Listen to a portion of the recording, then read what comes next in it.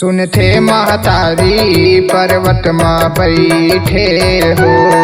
सुनथे महतारी पर्वत माँ बैठे हाँ। सुनथे महतारी पर्वत माँ बैठे हो। सुनथे महतारी पर्वत माँ बैठे हो। जन्म जन्म के तोर संग रिश्ता, जन्म जन्म के तोर संग रिश्ता, जाने बोला वो नर नारी। सुनथे महतारी पर्वत माँ बैठे हो। सुनथे महतारी पर्वत माँ बैठे हो।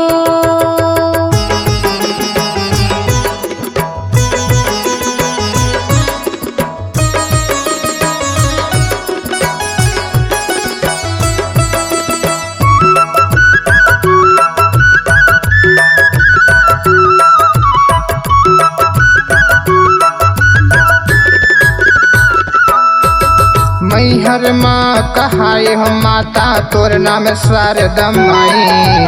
तोला फूल चढ़ावे आल्हा जगवल देख न पाई। जगवल देखे न पाई हो माता, जगवल देखे न पाई। तोला फूल चढ़ावे आला जगवल देखे न पाई।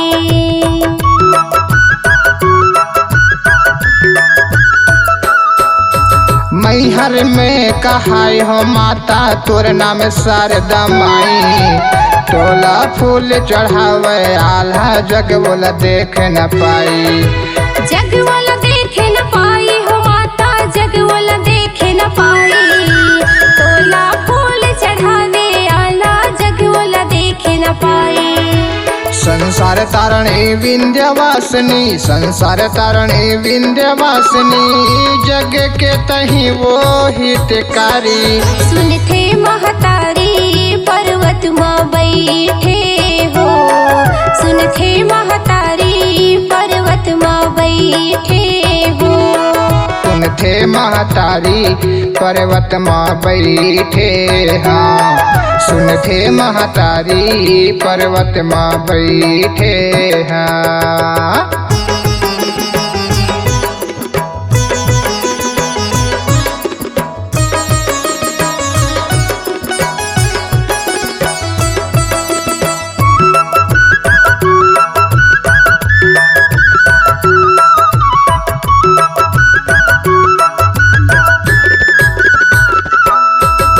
पर्वत माँ विराजे माता, डोंगर गढ़ बमलाई। तही खूब रचाए महिमा, महिमा गाई न जाई।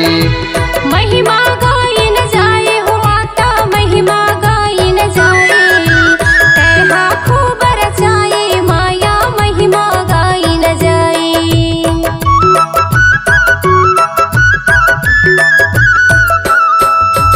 पर्वत माँ विराज हो माता, डोंगर गढ़ बमलाई। तही खूब रचाए माया, महिमा गाई न जाई। महिमा गाई न जाए हो माता, महिमा गाई न जाए। तैहा खूब रचाए माया, महिमा गाई न जाए।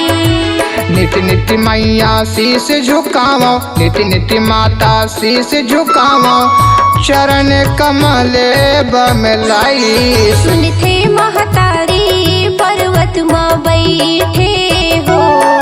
सुनथे महतारी पर्वत माँ बैठे हो। सुनथे महतारी पर्वत माँ बैठे हाँ। सुनथे महतारी पर्वत माँ बैठे हाँ।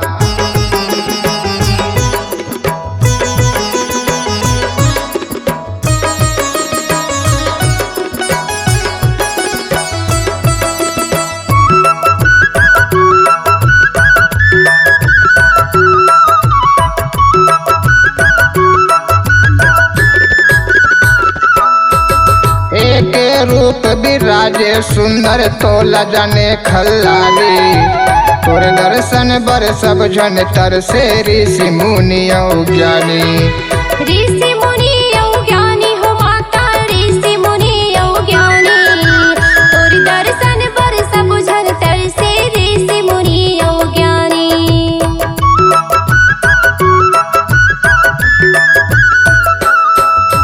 एक रूप विराजे सुंदर तोला जाने खल्लाली।